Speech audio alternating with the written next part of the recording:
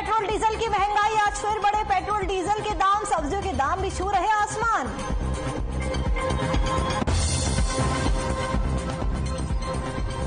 पंचकुला में डेंगू का कहर लगातार जारी, पूर्व उप मुख्यमंत्री ने किया अस्पताल का निरीक्षण, संबंधित अधिकारियों को दिए अहम दिशा निर्देश।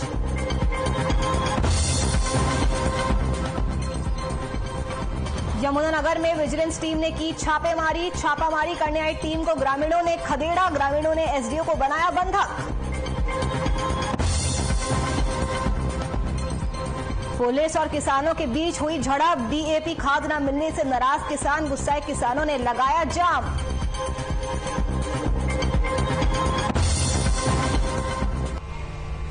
नमस्कार, हर खबर हरियाणा देख रहे हैं आप, मैं हूं आपके साथ नुपुर सक्सेना। बुलेटिन का आगाज करेंगे इस वक्त की बड़ी खबर के साथ। बड़ी खबर आपको बता दें, सीधा सोनीपत से सामने आ रही है। कुंडली बॉर्डर पर हत्या का पूरा मामला है, जहां पर चारों निहंगों को रिमांड पर भेजा जाएगा। रिमांड के बाद कोर्ट में उनकी पेशी भी की जाएगी। भारी संख्या में मौके पर पुलिस बल को तैनात किया गया है और मीडिया की एंट्री पर भी बैन लगाया गया है। तो इस वक्त की बड़ी खबर सोनीपत से आप तक पहुंचा रहे हैं। कुंडली बॉर्डर पर हत्या का मामला है, चारों निहंगों को रिमांड पर भेजा गया है।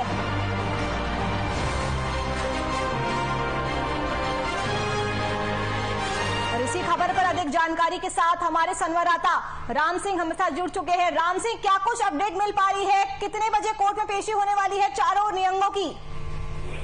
देखिए, आज सुबह से ही जो तस्वीर सामने हो रही थी वो ये थी कि आज जो है चारों आरोपियों को कोर्ट में पेश किया जाएगा। लेकिन जो है अभी कुछ देर पहले ही सूचना मिली है कि आरोपियों को अभी जो है कोर्ट में पेश नहीं किया जाएगा, कल उनको कोर्ट में पेशी की जाएगी। लेकिन सुबह से जिस प्रकार से प्रशासन द्वारा पूरी मुस्तैदी के साथ सुरक्षा व्यवस्था बढ़ा दी गई थी और दूसरी तरफ मीडिया की भी एंट्री जो है वो बैन कर दी गई थी, लेकिन किन्हीं कारणों की वजह से जो है आज चारों आरोपियों की जो है पेशी नहीं की जाएगी। पुलिस प्रशासन से बारे में जब बातचीत हुई है तो उन्होंने कहा है कि आरोप पूरे इस प्रकरण में जो है चारों आरोपियों की पेशी जो है कल सुबह कराई जाएगी। क्योंकि अगर बात करें तो पिछले दिनों से 7 दिन के रिमांड पर जो है कोर्ट द्वारा आदेश दिए गए थे। उसके बाद जो है 3 अन्य आरोपियों की भी लगातार पुलिस तलाश कर रही है और उसको लेकर पंजाब में भी लगातार दबिश दे रही है। लेकिन फिलहाल की जो सबसे बड़ी ब्रेकिंग यही है कि फिलहाल जो है सभी आरोपी, जो चारों आरोपी हैं, उनको कल पेश किया जाएगा। आज के लिए निर्धारित था, लेकिन आज का किसी कारणवश से टाल दिया गया है कार्रवाई। जी राम सिंह, क्या पुलिस अन्य आरोपियों की गिरफ्तारी के लिए कोर्ट के सामने अवधि की रिमांड को बढ़ाने की अपील कर सकती है? बिल्कुल, देखिए जिस प्रकार से रिमांड की अगर बात करें तो लिहाजा जिस प्रकार से 7 दिन का रिमांड जो है कंप्लीट हो गया है और जो अन्य आरोपी की अभी गिरफ्तारी नहीं हो गई, उसी को लेकर रिमांड की अवधि बढ़ाने की जो है यहाँ पर डिमांड की जा रही है और लिहाजा कल इस विषय पे बातचीत हो सकती है। जी राम सिंह, सिंघू बॉर्डर पर एक और नया विवाद सामने आ रहा है, जहां पर निहंग ने मजदूर को फ्री चिकन उनसे मांगा है और नहीं देने पर उसकी टांग तोड़ दी गई है। इसको लेकर आपके पास कुछ जानकारी है? देखिए, जिस प्रकार से निहंग द्वारा पैर तोड़ने का मामला जो है सामने आया, हालांकि उसमें अलग अलग तस्वीरें जो है वो भी आज यहाँ पर देखने को मिल रही है। उनके परिवार से, उनके गांव से कुछ लोग अभी कोर्ट में पहुंचे थे और अभी उसकी पेशी जो है यहाँ कोर्ट में की गई है और उसकी जमानत की याचिका यहाँ डाली गई थी, लेकिन याचिका भी रद्द कर दी गई है और कल उसको दोबारा पेश किया जाएगा। फिलहाल की अगर बात करें तो जो आरोप है निहंग पर वो बेबुनियाद बताए जा रहे हैं, क्योंकि मामला जो है मुर्गे को लेकर नहीं बल्कि बीड़ी पीने के विवाद को लेकर शुरू हुआ था, ऐसा जो कहना है उनके परिजनों का और उनसे संबंधित जो लोग हैं जो यहाँ पर पहुंचे थे कोर्ट में, उनकी तरफ से बयान सामने आया है। लेकिन प्रशासन की तरफ से अगर बात करें तो प्रशासन की तरफ से जो मामला दर्ज किया गया है वो यही है कि मुर्गे को लेकर सारा विवाद शुरू हुआ था, लेकिन पूरे विवाद की जो जड़ है, पूरी वास्तविकता जो है वो कहीं ना कहीं इन्वेस्टिगेशन का हिस्सा और इन्वेस्टिगेशन के बाद ही यह तय हो पाएगा कि आखिर पूरा माजरा क्या था। जी बिल्कुल राम सिंह, आप नजर बना के रखिएगा पूरे इस मामले पर। आपने बहुत बड़ी अपडेट दी है कि कल निहंगों को कोर्ट में पेश किया जाएगा। आज की कार्रवाई टल गई है। तो सोनीपत से सबसे बड़ी खबर, कुंडली बॉर्डर पर हत्या का पूरा मामला है। आपको बता दें कि कुंडली बॉर्डर पर तरनतारण के गांव के लखबीर सिंह की 15 अक्टूबर को निर्मम तरीके से हत्या कर दी गई थी। हत्या का आरोप निहंगों पर लगा था। लखबीर पर धार्मिक ग्रंथ से बेअदबी करने का आरोप लगा था और वही अब इस पूरे मामले की सुनवाई कल होगी।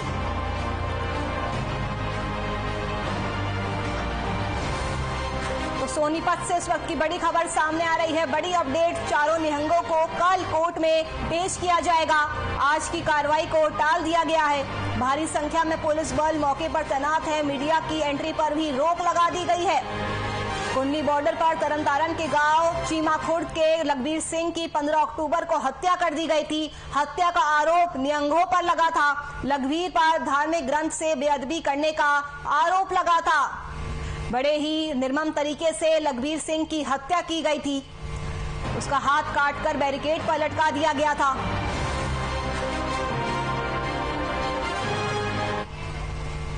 चलिए बढ़ते हैं अब आगे। चंडीगढ़ में हरियाणा बीजेपी अध्यक्ष ओपी धनखड़ का बयान सामने आया है। उन्होंने कहा कि 100 करोड़ की आबादी को वैक्सीन की डोज लगाना बहुत बड़ी उपलब्धि है। तीसरी लहर की जिस तरह से चर्चा हो रही है, इससे हमें कवच मिलेगा। 27 अक्टूबर को हमने बड़ा कार्यक्रम रखा है। ओपी धनखड़ ने कहा कि 2.5 करोड़ वैक्सीनेशन हरियाणा में हो चुका है। धनखड़ ने यह भी कहा कि 27 अक्टूबर को 7 साल भी पूरे हो रहे हैं। 7 लाख परिवारों में राम राम का कार्यक्रम रखा गया है। लोगों के बीच जाकर सरकार की योजनाओं को लोगों तक लेकर जाएंगे। ओपी धनखड़ ने आगे कहा कि एलनाबाद उपचुनाव अच्छा चल रहा है। दूसरे उम्मीदवारों के प्रति लोगों का आकर्षण नहीं बन रहा है।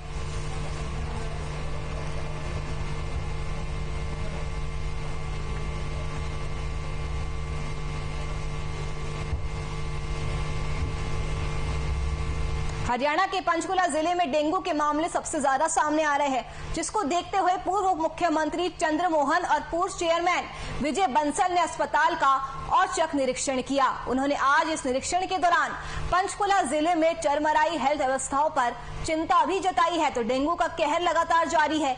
पूर्व मुख्यमंत्री ने निरीक्षण किया है, अस्पताल का जायजा लिया है, वहां पर कैसी व्यवस्था है उन्होंने वहां पर खुद जाकर देखा है। कौन सी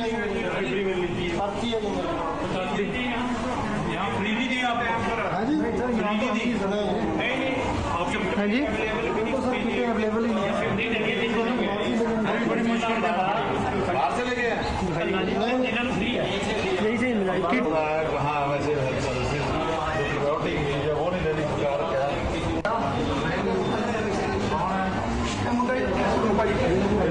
कौन सी। जैसा आप सभी लोग जानते हैं कि डेंगू जिला पंचकुला पूरे हरियाणा में नंबर 1 पे है और अस्पताल की व्यवस्था मरीजों का हाल जानने के लिए अपनी टीम के साथ अस्पताल में जो स्वास्थ्य विभाग की जो लापरवाही है, जो अव्यवस्था है, उसको देखने आए। मरीजों का हाल जाना, मरीजों ने अपनी सारी स्थिति बताई और इनकी जो सारे प्रशासन की और जो भी लोग इससे जुड़े हैं मेडिकल से और प्रशासन की गलती से जो आज पूरा पंचकुला की पेट में आया हुआ है, उसके बारे में चंद्रमोहन जी ने संज्ञान लिया है और सरकार से भी कोई बात पहुंचाएंगे कि यहाँ प्रशासन की नाकामी की वजह से लोगों की जैसे जानें जा रही हैं, लोग आज इस हालत में हैं। ये बहुत दुर्भाग्य की बात है।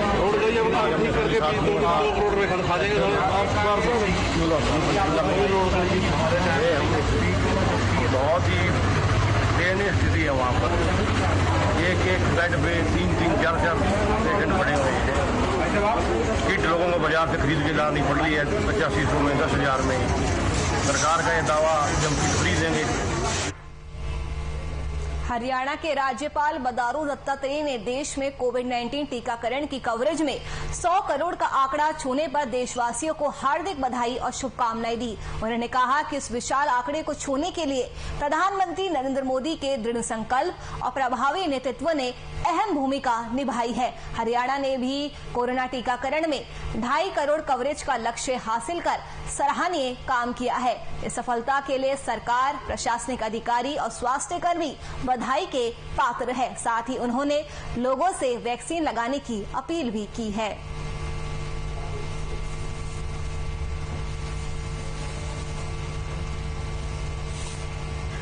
तो हरियाणा के राज्यपाल ने कोविड-19 टीकाकरण की कवरेज में 100 करोड़ का आंकड़ा छूने पर देशवासियों को हार्दिक बधाई और शुभकामनाएं दी है। उन्होंने कहा है कि इस विशाल आंकड़े को छूने के लिए पीएम मोदी के दृढ़ संकल्प ने महत्वपूर्ण भूमिका निभाई है। उन्होंने साथ ही ये भी कहा कि हरियाणा ने भी कोविड-19 टीकाकरण में 2.5 करोड़ कवरेज का लक्ष्य हासिल कर सराहनीय कार्य किया है। आपको बता दें कि हाल ही में भारत ने कोविड-19 टीकाकरण की कवरेज में 100 करोड़ का आंकड़ा छू लिया है। इसी को लेकर पीएम मोदी ने भी आज देश को संबोधित किया था और कई अहम बातें की थी।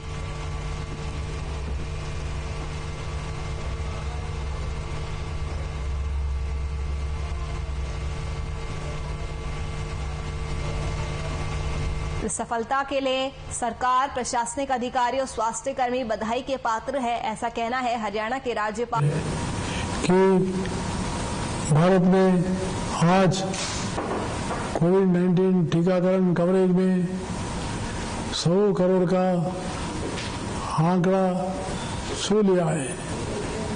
इसके लिए मैं सभी देशवासियों, केंद्र व राज्य सरकारों हार्दिक बधाई देता हूं, शुभकामना भी देता हूं। इस विशाल आंकड़े को छूने में प्रधानमंत्री श्री नरेंद्र मोदी जी के दृढ़ संकल्प और प्रभावशाली नेतृत्व ने। बढ़ते हैं अब आगे। कुरुक्षेत्र पुलिस की ओर से 31 अक्टूबर तक जिले में पुलिस स्मृति दिवस और पुलिस फ्लैग डे मनाया जा रहा है। आपको बता दें कि बीते दिन पुलिस लाइन स्थित शहीद स्मारक पर देश के लिए अपने प्राणों को न्यौछावर करने वाले सभी शहीद जवानों को याद कर उन्हें श्रद्धांजलि अर्पित की गई। आजादी का अमृत महोत्सव के तहत जिला पुलिस द्वारा 31 अक्टूबर तक पुलिस स्मृति दिवस और पुलिस फ्लैग डे मनाया जा रहा है।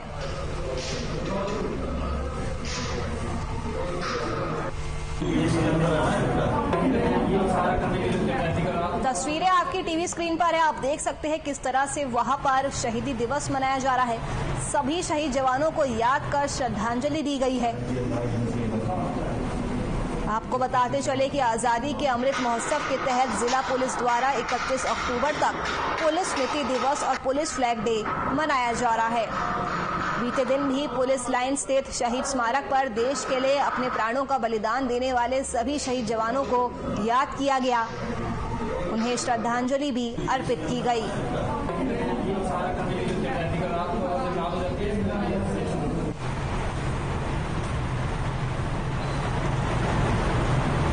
दिवस के उपलक्ष्य में जो पूरे एक वीक का हम लोग पुलिस फ्लैग डे सेलिब्रेट कर रहे हैं, उसी कड़ी में आज जिला पुलिस लाइन में एक पुलिस एग्जीबिशन का अनावरण किया गया है, जिसमें हम प्रतिदिन यहाँ पर जो डिस्ट्रिक्ट के जितने भी स्कूल्स हैं उनके बच्चों का एक टूर करवाएंगे और इसमें जो पुलिस के जितने भी इक्विपमेंट्स हैं, वेपन्स हैं, एंटी राइट इक्विपमेंट्स हैं, उसके बारे में बच्चों को जानकारी दी जाएगी। उसके अलावा हमारे जो वज्र वाहन होता है, जो वाटर कैनन होती है, जो भी पुलिस में ऑपरेशंस करती है, उसके लिए जो भी इक्विपमेंट यूज होता है, ट्रैफिक के कई सारे इक्विपमेंट यहाँ डिस्प्ले पे हैं, तो उनका एक बच्चों को एजुकेट करने के पर्पज से और उनको सेंसिटाइज करने के पर्पज से ये एग्जीबिशन।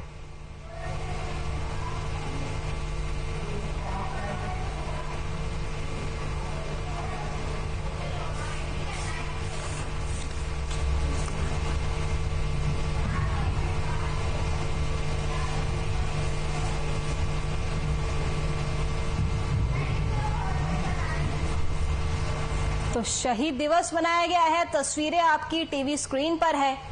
शहीद जवानों को याद किया गया है, उन्हें श्रद्धांजलि अर्पित की गई है।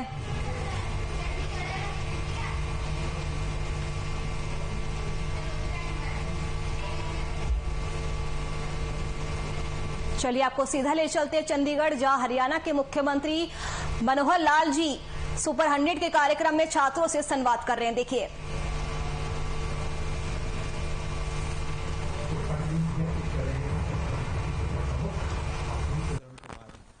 शुरुआत आज के कार्यक्रम की उन्होंने कर दी है। बहुत बहुत आभार श्रीमान।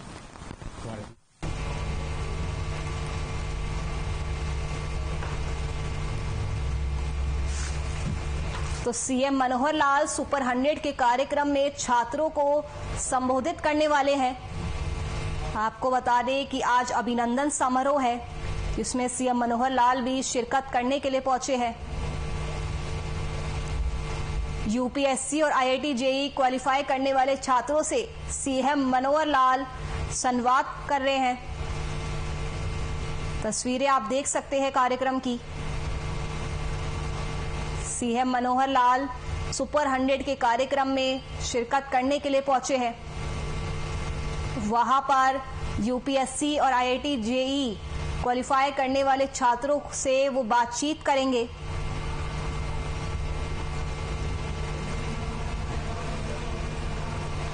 तो सीएम मनोहर लाल सुपर 100 के कार्यक्रम में छात्रों को संबोधित करने के लिए पहुंचे हैं।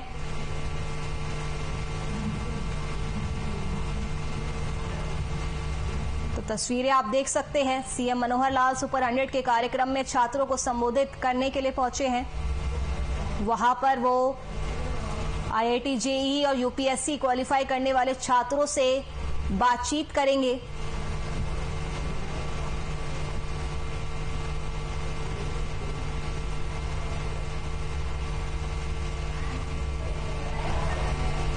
तो सीएम मनोहर लाल सुपर 100 के कार्यक्रम में छात्रों को संबोधित करने के लिए पहुंच चुके हैं।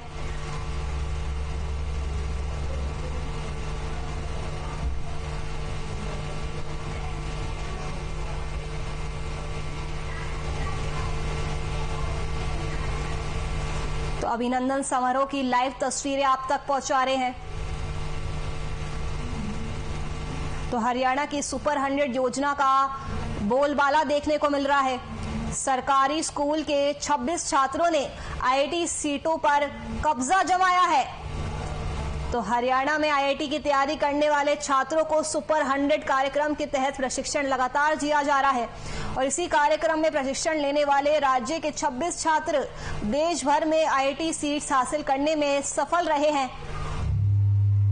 80% से अधिक अंकों के साथ सरकारी हाई स्कूल पास करने वाले छात्रों ने, क्योंकि मैं हायर एजुकेशन को देख रहा हूं, मैं उसके बारे में ज़्यादा आपको विस्तार में बताना चाहूँगा कि हरियाणा में लगभग 34 यूनिवर्सिटीज़ हैं आज की तारीख में। लगभग 900 कॉलेजेस हैं विभिन्न कैटेगरीज के, 4 टेक्निकल यूनिवर्सिटीज़ हैं, 200 के करीब पॉलिटेक्निक्स हैं।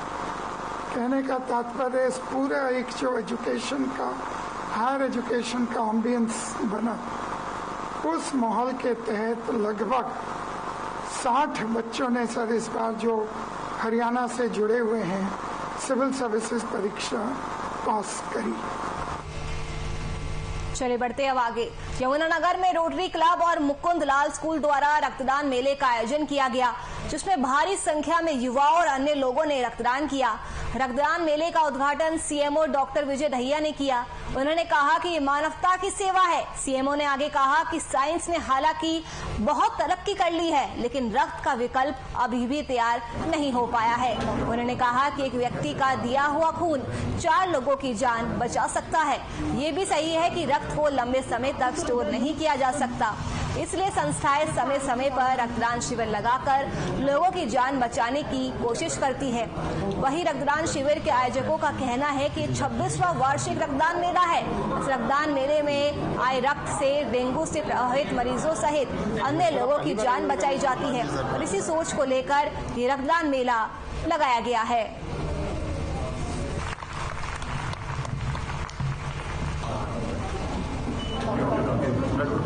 26वां जो है annual blood donation camp organise किया गया है और आप अंदाजा लगा सकते हो कि पिछले 26 साल से वो मानवता की कितनी बड़ी सेवा कर रहे हैं। साइंस ने आज कितनी भी तरक्की कर ली, लेकिन रक्त का जो विकल्प है वो हम तैयार नहीं कर पाए हैं। यमुनानगर सिविल हॉस्पिटल में हमारे पास कंपोनेंट सेपरेशन मशीन लगी हुई है, तो एक व्यक्ति का जो ब्लड है वो 4 लोगों की जान बचाता है, जिसमें हम प्लेटलेट अलग व्यक्ति को देते हैं, आरबीसी दूसरे व्यक्ति को दे सकते हैं, प्लाज्मा किसी और व्यक्ति को दे सकते हैं। तो इस तरह से एक व्यक्ति का दिया हुआ रक्त 4 लोगों के काम आता है। और ये भी हम सबको मालूम है कि रक्त को बहुत लंबे समय तक स्टोर नहीं किया जा सकता। रोटरी यमुनानगर की तरफ से और हमने दोनों ने मिलकर लगाया है और लोगों के अंदर बहुत जोश है इस बात का कि ज़्यादा ब्लड दें और ज़्यादा से ज़्यादा हम लोग इकट्ठे होकर, और ये जो डेंगू का चल रहा है, प्रकोप चल रहा है, उसके अंदर भी ब्लड की जरूरत पड़ती है। इसलिए हमने इस बार थोड़ा जल्दी इसको करवा दिया है और सोशल डिस्टेंस का ध्यान रख के हमने ये ब्लड का आयोजन किया है ताकि सभी जो है इसका ब्लड दे सकें। यहाँ पे ब्लड डोनेशन का मेला लगा है जो 26वीं बार लगाया गया है एम्बुलेंस स्कूल द्वारा, और रोटरी ने उनके साथ ही सहयोग करते हुए ये अरेंजमेंट किया है सारे यहाँ। और ये ब्लड डोनेशन वैसे भी मानवता के लिए एक सबसे बढ़िया महादान कहा जाता है। और जो इस वक्त की परिस्थितियां हैं सब जगह पे, चाहे वो पहले कोविड था जो थोड़ा कम हो गया है और अब डेंगू चल रहा है, ब्लड की जरूरत आपको हर वक्त रहेगी और मेरे ख्याल से इससे बढ़िया चीज कुछ नहीं हो सकती, इससे ज्यादा पुण्य का काम कुछ नहीं हो सकता जो ब्लड डोनेशन के माध्यम से यहाँ किया जाता है। एमएलएन की दोनों संस्थाएं, एमएलएन कॉलेज और यहाँ पे एमएलएन स्कूल, हमेशा ही। कुरुक्षेत्र में युवा कार्यक्रम एवं खेल मंत्रालय के निदेशक जितेंद्र चड्डा ने और उनके साथ ही एनवाईके के उप निदेशक गुरमेल सिंह बाजवा ने स्वच्छ भारत अभियान का शुभारंभ किया। इस मौके पर निदेशक सहित तमाम अधिकारियों ने ब्रह्म सरोवर पर श्रमदान भी किया। बता दें कि इस मिशन के तहत युवा कार्यक्रम एवं खेल मंत्रालय की तरफ से आपको बता दें कि इस अभियान के तहत यह आयोजन किया जा रहा है। इस मंत्रालय की तरफ से जहां लोगों को स्वच्छता के प्रति जागरूक किया जा रहा है तो वहीं श्रमदान भी किया जा रहा है। 241 युवा क्लब को सिंगल यूज प्लास्टिक इकट्ठा करने का टारगेट दिया गया है, जिसमें तय किया गया है कि हर क्लब 35 किलो प्लास्टिक इकट्ठा करेगा। निदेशक ने आगे कहा कि स्वच्छ भारत मिशन को केवल युवा वर्ग ही आगे बढ़ा सकता है। ये लोग वर्ग गाँव और शहरों में जाकर प्रधानमंत्री नरेंद्र मोदी और मुख्यमंत्री मनोहर लाल के स्वच्छ भारत स्वच्छ हरियाणा के सपने को साकार कर सकते हैं। हमें बताया जाता है कि कैसे आगे बढ़ना है। कार्यक्रम है एक आज़ादी के अमृत महोत्सव के उपलक्ष्य में 1 से 31 अक्टूबर तक माननीय मंत्री जी ने आह्वान दिया कि हम जो है 75 लाख किलो प्लास्टिक वेस्ट इकट्ठा करेंगे और आज तक करीब 64 लाख करीब हो चुका है और पूरे देश में ये अभियान चल रहा है। बहुत अच्छी बात है, युवा इससे जुड़े हुए वॉलंटियर एनएसएस के, एनवाईके के, और ये एक अच्छा संदेश देगा। इससे और भी लोग जुड़ेंगे स्वच्छता के ऊपर लोगों का। अगली खबर रोहतक से, जहां पर सिर्फ पेट्रोल, डीजल और रसोई गैस ही नहीं बल्कि सब्जियों के दाम में भी लगातार उछाल देखने को मिल रहा है। पिछले करीब 10 दिनों में ही टमाटर के दाम दोगुने हो चुके हैं। इतना ही नहीं, प्याज के दाम भी आंसू निकालने का काम कर रहे हैं और धनिया भी महंगा हो चुका है। रिटेल में धनिया 20 रुपए का 100 ग्राम तक मिल रहा है, जबकि पहले धनिया सब्जियों के साथ ही ग्राहकों को मुफ्त में दे दिया जाता था। हालांकि सब्जियां खराब भी जल्दी हो जाती है और उनका रख रखाव भी ज्यादा करना पड़ता है। ऐसे में रिटेल में सब्जियों के दामों में और ज्यादा इजाफा देखने को मिल रहा है। वहीं गृहिणियों की माने तो महंगाई अब आसमान पर पहुंच चुकी है और उनका रसोई का बजट बिगड़ चुका है। सब्जियों के दामों में ये बढ़ोतरी केवल रिटेल में ही नहीं बल्कि थोक में भी बनी हुई है। उधर सब्जी मंडियों के आड़तियों का कहना है कि रोहतक में काफी सब्जियों दूसरे राज्यों से आती है, जहां पिछले दिनों हुई बेमौसमी बारिश के चलते सब्जियों की आवक मंडी में कम हो रही है। इसी कारण सब्जियों के दामों में इजाफा हो रहा है।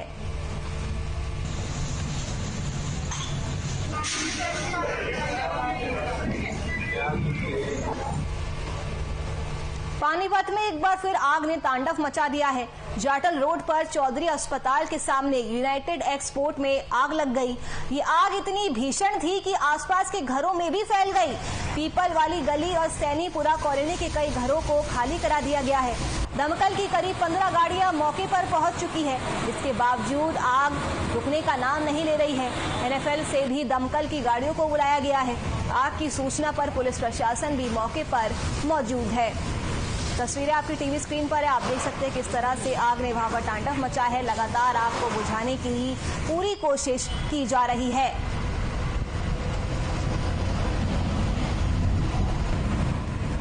आकर के हम यहाँ पर आए हैं अपने दल बल के साथ में, और जो आसपास के जो घर थे जिसमें लोग रह रहे थे उनको सभी को बाहर निकाल दिया गया है और आग बुझाने के पूरे प्रयत्न किए जा रहे हैं। इस तरह के इंतजाम किए गए सुरक्षा के लिए ये है कि वहाँ बैरिकेडिंग करी गई है कि यहाँ कोई हैवी व्हीकल ना आए और जो फायर ब्रिगेड के रस्तों को खुला रखा जाए, जिससे फायर ब्रिगेड टाइम पर और अच्छे तरीके से आग बुझा सके। आस पड़ोस के घर हैं, सब उनको कुछ कहा गया है? उनको यही कहा गया है कि अपने घर से बाहर आओ और सेफ जगह पर पहुँचाओ। सभी घरों में से हमने लोगों को निकाल दिया। आप देख ही रहे हैं काम चल रहा है, फायर टेंडर मंगवा रखे हैं, लगातार आ रहे हैं, कोशिश करें जल्दी जल्दी आग बुझे। और IOCL से भी गाड़ी मंगवाई है, देखते हैं जो टेक्निकल लोग हैं वो देखेंगे विजिबिलिटी उसकी। कितनी गाड़ियाँ मंगवाई गई? अभी IOCL से एक बड़ी गाड़ी मंगवाई है। कहाँ से मंगवाई है गाड़ी? क्योंकि ये 12 गाड़ियाँ अभी लगी हुई है। वहीं नांगल चौधरी में डीएपी खाद न मिलने से लोग काफी ज्यादा परेशान हैं। गुस्साए लोगों ने सड़क पर जाम लगा दिया, साथ ही पुलिस की गाड़ी को ही अपना निशाना बना लिया। जाम की सूचना पाकर मौके पर पुलिस और 112 के कर्मी पहुंचे। इस दौरान पुलिस और किसानों के बीच कहासुनी भी देखने को मिली, जिसके बाद एसएचओ और पुलिस ने ग्रामीणों पर लाठीचार्ज कर उन्हें वहां से खदेड़ दिया।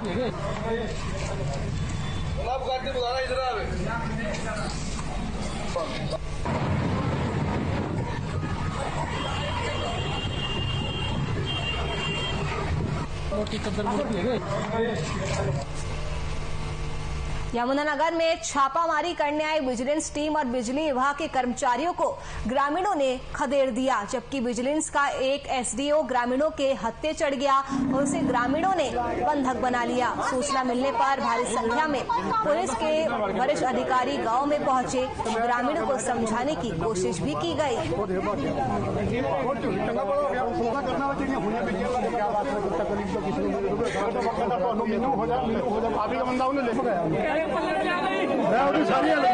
पांच बजे नाल अपना जद आए ना तो मैं ना बीमार रहनी है, मैं बाथरूम के स्नान नहीं कर सकती है भी। मैं बाहर बैठी स्नान कर रही हूँ, मेरा गेट जरा खुला है। कुछ कोठे पर आ गए ना, कुछ मेरे अपने गेट आरे पासों मैं जल्दी जल्दी बाथरूम में वाड़ गई अपना। वाड़ के मीटर मेरा चल रहा है, मीटर दी मूवियां जड़ियां उन्होंने बनाइया वो चल रहा अपना। ये अच्छा काम नहीं। आदमी मेरा बेचारा बाहर गड्डी के नाल धक्के खा रहे, वो गड्डी के नाल गए ना बेचारे। मैं कल्ली जनानी, मैं जल्दी जल्दी बाथरूम। बहादुरगढ़ में केएमपी एक्सप्रेसवे पर दर्दनाक सड़क हादसा हो गया, जिसमें 8 लोगों की मौत हो गई, जबकि एक बच्ची गंभीर रूप से घायल है। मरने वालों में 3 महिलाएं और एक बच्ची भी शामिल है। बताया जा रहा है कि ये लोग कार में सवार होकर गुरुग्राम की तरफ जा रहे थे और तभी एक तेज रफ्तार ट्रक ने कार को पीछे से टक्कर मार दी। हादसे के बाद ट्रक चालक मौके से फरार हो गया।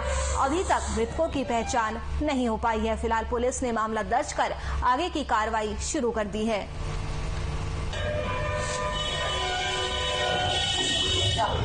हादसा हुआ, जो डेड बॉडी लेके आएंगे। कहाँ पे हुआ ये बादली से मात्र 5 किलोमीटर फरुखनगर की तरफ कि एक आगे एक ट्रक खड़ा था, उसके पीछे अर्टिगा गाड़ी थी और पीछे से एक तेज स्पीड फायर वाले उसके पीछे टक्कर मार दी, जो कि दोनों ट्रकों के बीच में गाड़ी पे चढ़ गई और वही मौके पे डेड हो गई। कितने लोगों की मौत हुई है और क्या? 8 लोगों। अच्छा बच्चा है जी, वो लोग भी यहीं एडमिट है।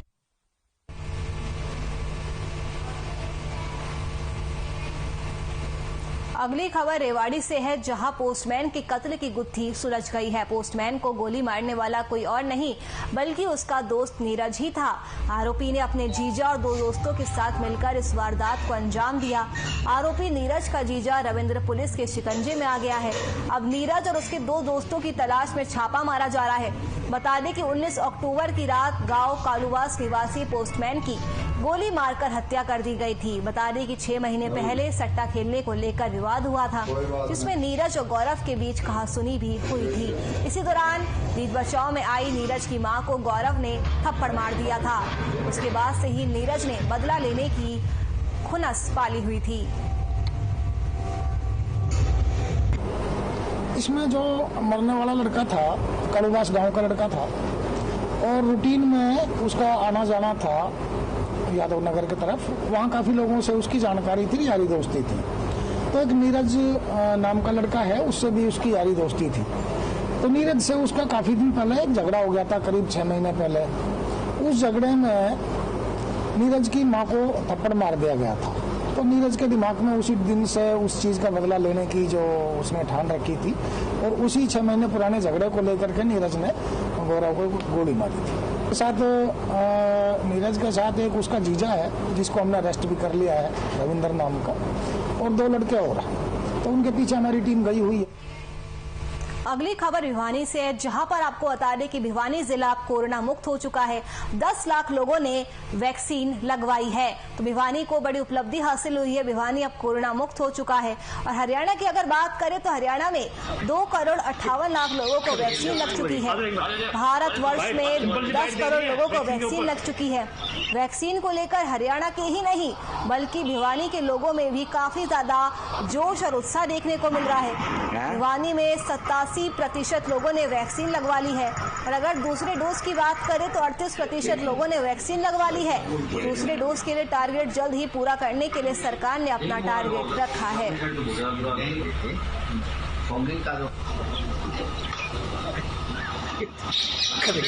सर मैंने जुलाई में लगवा ली थी दोनों।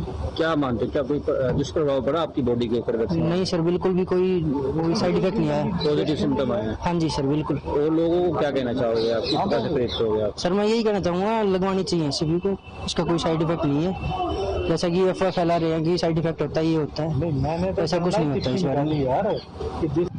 सर मेरा नाम प्रीति कौशिक है। मैडम क्या कहेंगे, वैक्सीन लगवा ली आपने, कब लगवाई थी? सर लगवा चुकी मैं वैक्सीनेशन हो चुका है मेरा।